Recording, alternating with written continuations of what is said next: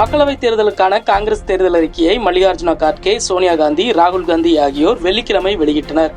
இந்நிகழ்வில் ப. சிதம்பரம், பிரியங்கா காந்தி உள்ளிட்டோர் பங்கேற்றனர். நீதி என்பதை முன்னிறுத்தி காங்கிரஸ் தேர்தல் அறிக்கையில் பல்வேறு வாக்குறுதிகள் இடம்பெற்றுள்ளன. சமூக பொருளாதார மற்றும் சாதிவாரி கணக்கெடுப்பு நாடு முழுவதும் நடத்தப்படும். நீட், கியூட் போன்ற தேர்வுகளை மாநில அரசுகள் விருப்பப்பட்டால் நடத்திக் கொள்ளலாம். குடும்பத்தில் ஒரு பெண்ணுக்கு ஆண்டு ரூபாய் 1 லட்சம் வழங்கப்படும். SC/ST மற்றும் OBC பிரிவினருக்கான இடஒதுக்கீடு 50% என்ற உச்சவரம்பை நீக்கும் வகையில் சட்ட திருத்தம். பொருளாதாரத்தில் பின்தங்கியவர்களுக்கு வழங்கப்பட்டு வரும் 10% இடஒதுக்கீடு அனைத்து சாதியினருக்கும் விரிவாக்கம் செய்யப்படும் முதலான வாக்குறுதிகள் அதில் இடம்பெற்றுள்ளன. மேலும் பட்டியலினத்தவர்கள் மீதான துன்புறுத்தலை தடுக்க ரோஹித் வெமுலா சட்டம் கொண்டுவரப்படும். தேசிய கல்விக் கொள்கையானது மாநில அரசுகளின் ஆலோசனைகளுக்கு பிறகே நடைமுறைப்படுத்தப்படும். 2025ஆம் ஆண்டு முதல் மத்திய அரசு பணிகளில் பெண்களுக்கு 50% இடஒதுக்கீடு.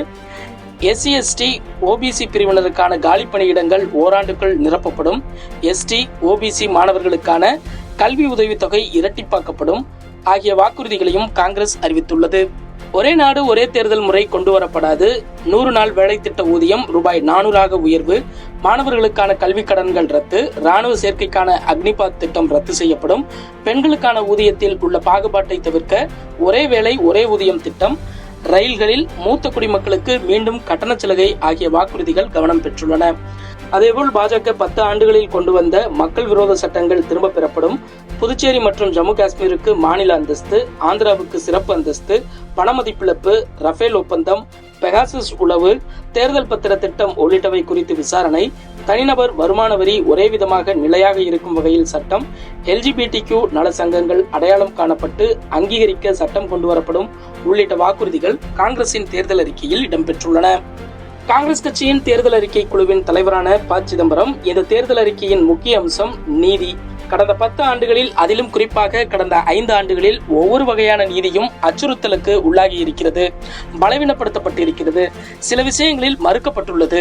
கடந்த 10 ஆண்டுகளில் யாரெல்லாம் ஒதுக்கப்பட்டார்களோ அவர்களுக்கு நீதி வழங்கும் வகையில் காங்கிரஸ் தேர்தல் அறிக்கை தயாரிக்கப்பட்டுள்ளது.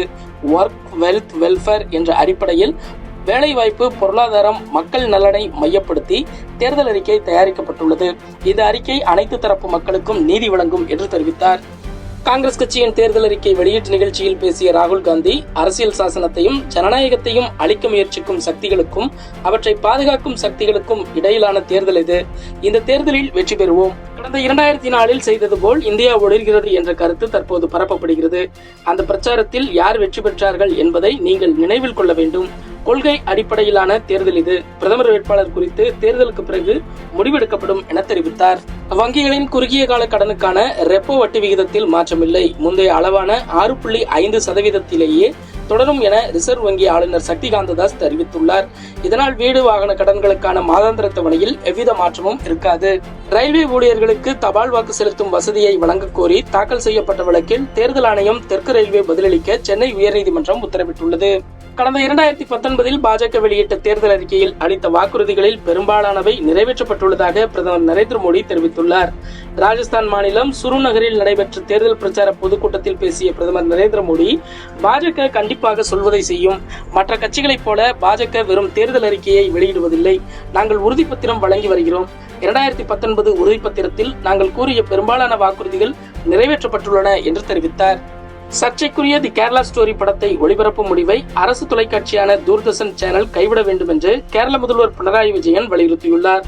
மேலும் அரசு தொலைக்காட்சி சேனலானது பாஜக RSS பிரச்சார இயந்திரமாக மாறக்கூடாது என்றும் அவர் கண்டித்துள்ளார்.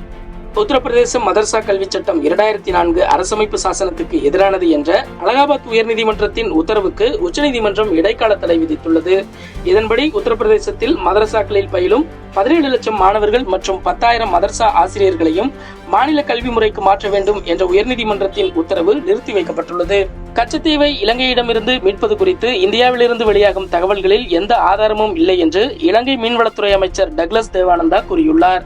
2024 மக்களவைத் தேர்தலுக்கான வாக்குப்பதிவு வரும் ஏப்ரல் 19ஆம் தேதி தமிழகத்தில் நடைபெற உள்ளது. தேர்தலை ஒட்டி வாக்காளர்களுக்கு பணப்பட்டுவாடா நடப்பதை தவிர்க்கும் வகையில் வருமான வரித்துறை கட்டுப்பாட்டு அறைகளை அமைத்து தீவிர கண்காணிப்பில் ஈடுபட்டு வருகிறது. இந்நிலையில் தமிழகம் முழுவதும் சென்னை உட்பட 40க்கும் மேற்பட்ட இடங்களில் வருமான வரித்துறை அதிகாரிகள் வெள்ளிக்கிழமையில் சோதனை மேற்கொண்டனர். தேர்தலையொட்டி வாக்காளர்களுக்கு பணப்பட்டுவாடா செய்ய பணம் பதுக்கப்பட்டுள்ளதாக கிடைத்த தகவலின்படி இந்த சோதனை நடைபெற்று வருவதாக தகவல் வெளியாகியுள்ளது. தமிழக அரசின் 8 முன்னணி ஒப்பந்ததாரர்களின் வீடுகள் மற்றும் அவர்கள் தொடர்புடைய இடங்களில் இந்த சோதனை நடத்தப்பட்டது.